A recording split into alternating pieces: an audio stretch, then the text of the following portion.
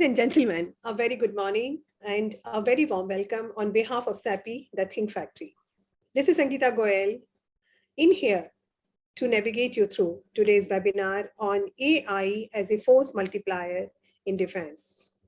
Well, AI or artificial intelligence, which till few years back used to be a thing of dystopian science fictions or fantasy movies, it has come to be a critical part of our lives. With each passing year, this super transformative and revolutionary technology is growing in its adoption, evolution, and capabilities, promising to help us in countless ways in almost all realms of our lives. So be it to boost innovation, to fight discrimination, or manage the health of our planet. We all saw the unbelievable pace at which COVID vaccines were developed last year, thanks to AI. AI is now around everywhere. Often we do not even notice it. In our day-to-day lives, Siri and Alexa can make us laugh by cracking a joke. Our digital twins or doppelgangers can spookily swap us and sit for us in a Zoom webinar like today's. According to a renowned futurist, Ray Kurzweil, computers will have the same level of intelligence as humans by 2029. Very close. Perhaps I'll not be there for exaggerating if I say we are at the inflection point of this planet's history caused by AI-led technological revolution, which no country, no society, no business, no entity, no human can afford to ignore. You ignore and bet me you lag behind. No wonder everybody today seems to be interested in AI. However, the problem is that there are a lot of misconceptions and myths and opacity surrounding the domain. On the one hand of this spectrum are the cynics who call AI a job snatcher or a monster or a terminator in making. There are others who call it next to God. However, in between there are multitudes of people and organizations like us who want clarity, direction, and expert advice when it comes to application of AI in their world life or work life. It is with this in backdrop that SAPI has come up with a series of webinars on demystifying AI. Well, as you know, that SAPI aims to bring together academia, industry, and active citizens to produce actionable knowledge. Well, ladies and gentlemen, it is with the same intent that we have boarded today a luminary of domain experts with huge hands-on experience on the subject. Please join me in welcoming our chief guest, Padmashri Professor Bimal Roy, Chairman National Statistical Commission, and a renowned encryption expert. Joining him is Col Samrendra Mohan Kumar, again a renowned AI expert and co-founder and MD of Mitkat Advisory Services, for his keynote address. I also welcome other esteemed speakers, including two CEOs of successful AI startups, Mr. Alok Tiwari and Mr. Sarang Nerkar. Last not least, we acknowledge very graceful presence of all other dignitaries and very special audience comprising of bureaucrats, researchers, professors, bureaucrats, and friends from forces. Ladies and gentlemen, Mr. Pradeep Gupta, the founder of SAPI, please permit me give a little background to him. Mr. Gupta, he's the founder of SAPI, an ardent AI lover. He's a former bureaucrat who has worked in many capacities with many dignitaries. He brings with him huge experience in defense production and border management. Ladies and gentlemen, it's now time we were waiting for. The keynote address by Col Samrendra Mohan Kumar, in short, Col Sam. Little about Col Sam. Col Sam is co-founder and MD of Mitkat Advisory Services. While in forces, among so many other achievements, he won the prestigious Sword of Honor and the President's Gold Medal at the Indian Military Academy. He earned his degree from IIM Kolkata and King's College, London. Over to you, Col Sam. Thank you, Dr. Sangeeta Goel, and thank you, Pradeep Gupta ji. So let me start with a story because it's getting too serious, I think. So there was this Lieutenant X, and I can see a lot of veterans in the audience. So don't ask me whether Lieutenant X is an army lieutenant or a naval lieutenant, because naval lieutenant is like a captain, or it's a flight lieutenant. Suffice to say, it was a man. So he found this post from a beautiful girl on social media. Interesting. So it caught his attention, checked her profile. She seemed to have some other mutual friends also. They chatted for a bit, and then a bit more, and then next days and weeks a little bit more, and then even more. So I know some of your mind is racing in overdrive. So what is it? What is it happening? What is happening? Do kindly reach out to your chat box and let me know who she is, what is she doing. Yeah, please type in the chat box. Wow, she's not a human, she's a bot. So good morning, excellencies, ladies and gentlemen. A huge honor to be here. Artificial intelligence is disruptive and game-changing. It is a force multiplier, not only for defense, for everyone else. AI is empowering. It is asymmetric in its leverage. Put simply, artificial intelligence is the ability of machines to mimic human intelligence. So ability of machines to do things normally associated with human ability, like voice, speech, pattern recognition. As Gupta ji said, AI is not new. It has been around for more than 50 years. Since IBM's supercomputer Deep Blue beat the then world chess champion and now a fierce looking pretty Garry Kasparov, you would have heard his name. And later AlphaGo defeated the world champion in the game of Go. Now this game of Go is inherently much more complex than chess. Since then, AI has made much more progress. Over the last few years, just last 3-4 years, and rapid increase in computational power have led to a quantum jump in adoption of AI and its mainstreaming. Defense agencies like USA's DARPA have been investing in AI for a long, long time. They've been investing in AI, deep learning, robotics, autonomous technologies, drones, etc. for decades. And they also came out with some great products. But global tech giants, they seem to have stolen a march in AI adoption. So big tech, Microsoft, Google, Amazon, Facebook, Alibaba, Baidu, Tencent, ByteDance, Pinduoduo, etc. They use AI extensively to analyze huge data sets to better understand, predict, and fulfill customer needs. And riding on top of the AI wave, they have literally built global empires.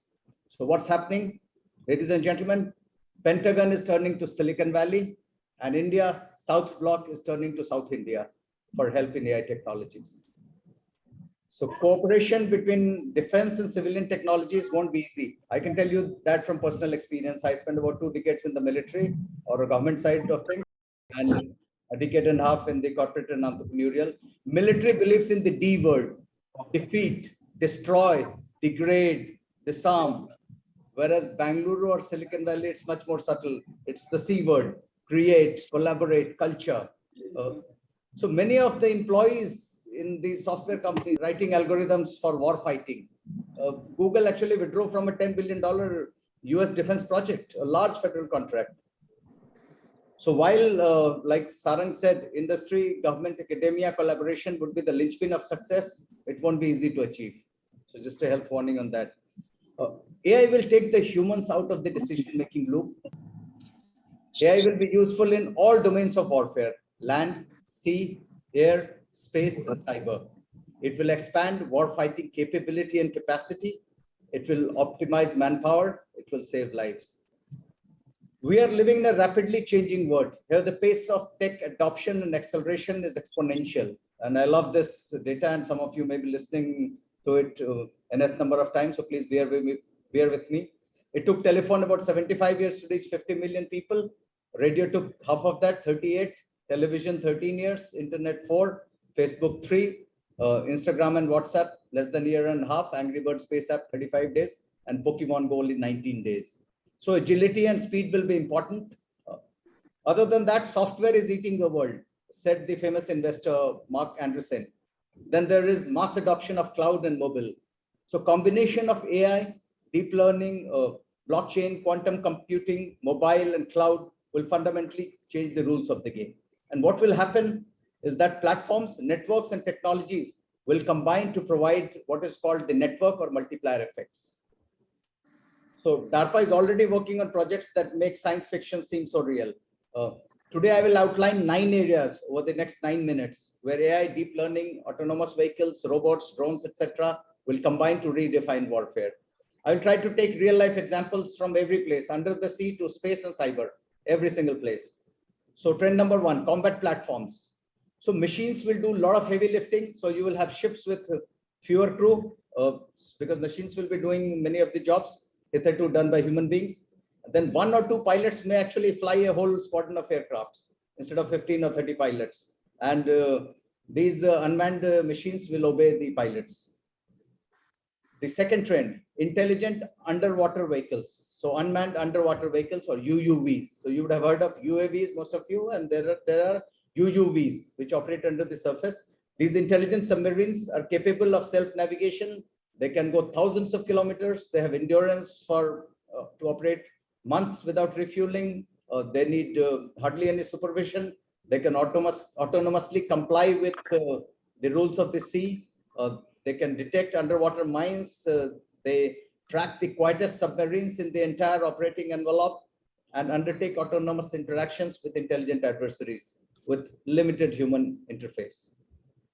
Thirdly, on the land, you would have intelligent machines increasing the capacity and capability and conserving manpower. So AI and deep learning technologies would be central to providing robotic assistance on the battlefield. So robots will do jobs which are menial or repetitive or dangerous for human beings. So you will have unmanned supply convoys, mine clearance, robotic healthcare. They will also be used for cyber offensive defense, C4I2, surveillance, early warning, counter surveillance, targeting, demining, top attack, counter-terror operations, logistic replenishment in dangerous areas, war buddies on land and in air. Fourthly, AI will be a force multiplier for surveillance, target acquisition, and tracking. AI can scan images from millions and millions of cameras and huge amount of data sets and identify potential targets. They can also track multiple targets and engage them with greater accuracy. So in a crowd of 100,000, they can tell you who are the 4 bad guys.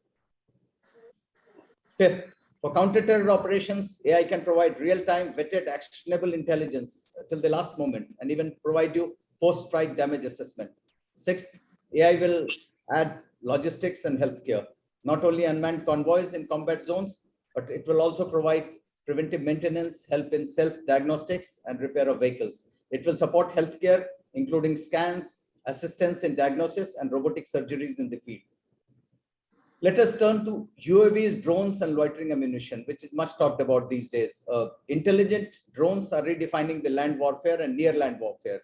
So we have seen them used effectively in Armenia, Azerbaijan conflict a couple of years back by the Houthis last year and this year, and now in Ukraine war.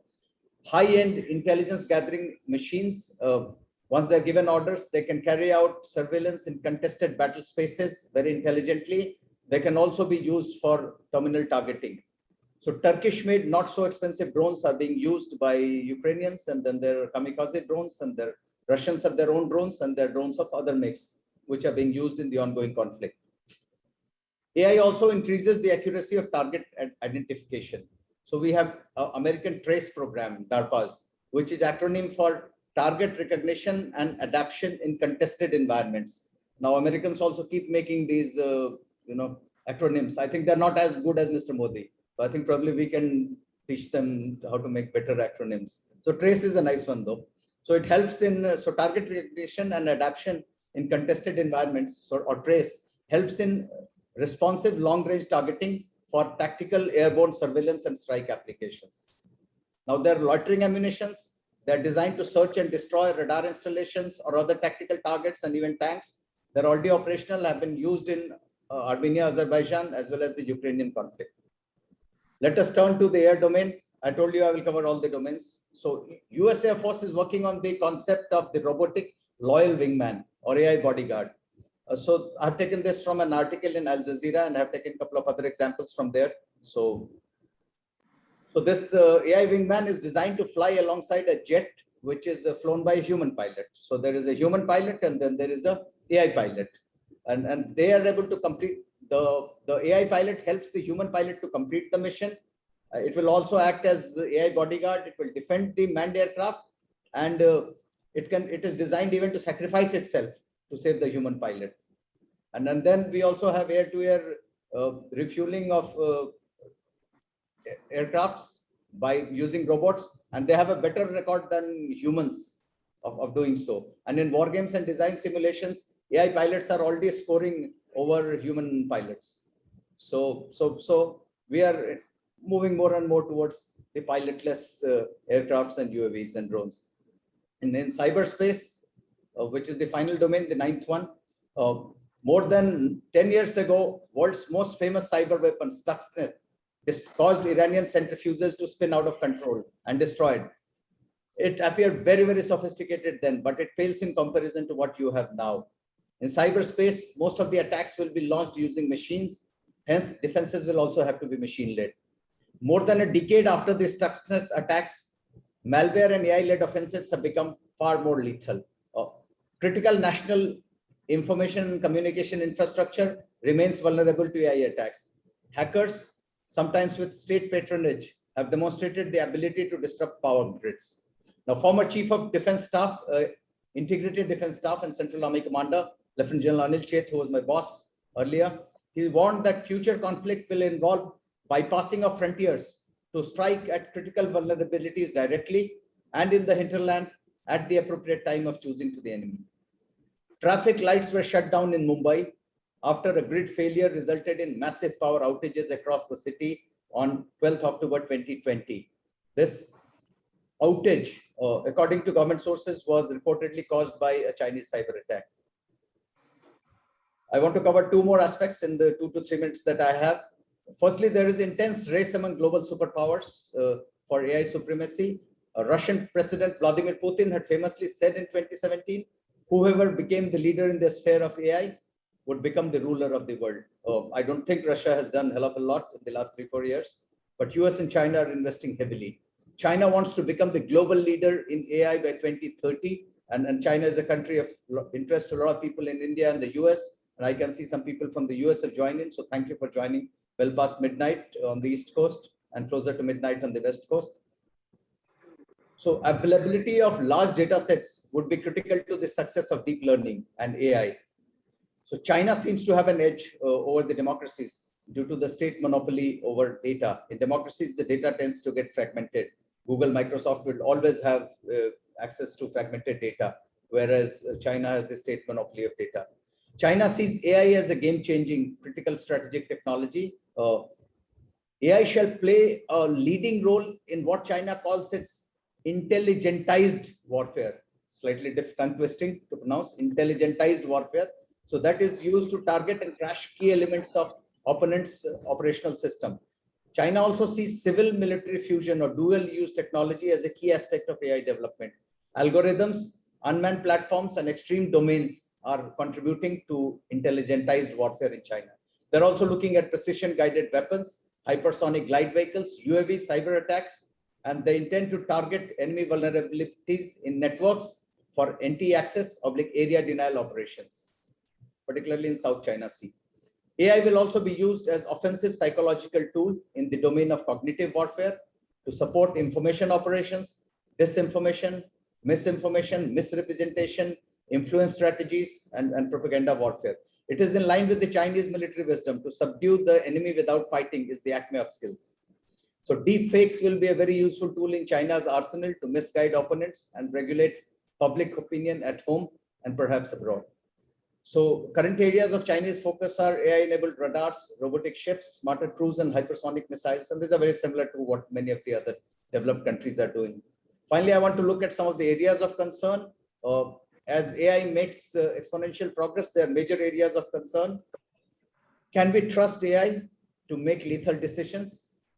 Machines are also prone to biases inherent in the data sets from which they learn.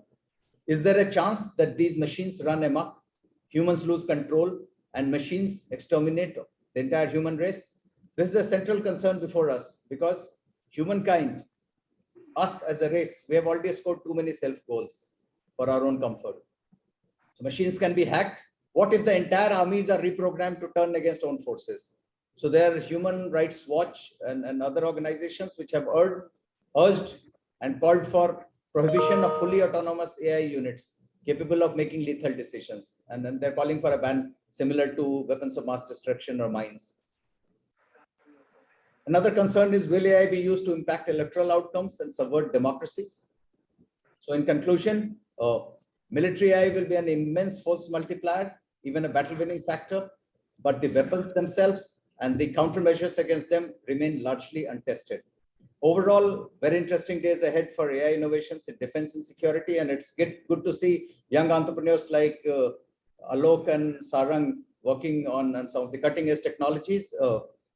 Also, new doctrines will have to accompany developments in the deterrent, offensive, and defensive use of AI. The use of AI, if I dare say, may even blur the difference between defense and offense. So, whole of nation approach or whole of the democratic world approach would also be critical to the winning of AI race. So already we are seeing contours of cooperation with the US and UK emerging. I could go on and on, but Dr. Goel, I will stop here. So thank you, ladies and gentlemen, experts on this virtual stage and off this stage, and experts in India and abroad, and veterans. So thank you very much. I can see many of my own mentors in the crowd and many of my friends and colleagues. So thank you for the patient hearing. I'll be happy to take questions later. Thank you, Colonel Sam. You shared from a very realistic perspective.